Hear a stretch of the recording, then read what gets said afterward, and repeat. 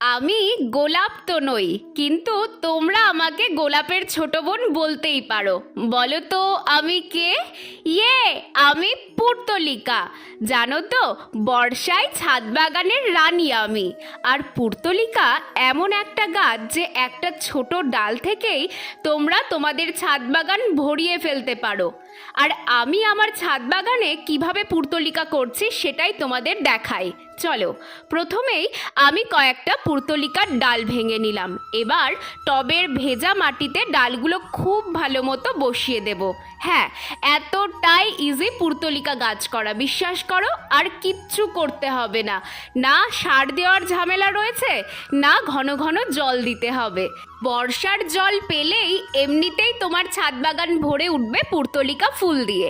তাহলে আর দেরি কেন, চলো সবাই মিলে এই বর্ষায় পুর্তলিকা ফুল দিয়ে ছাদ বাগান ভরিয়ে ফেলি।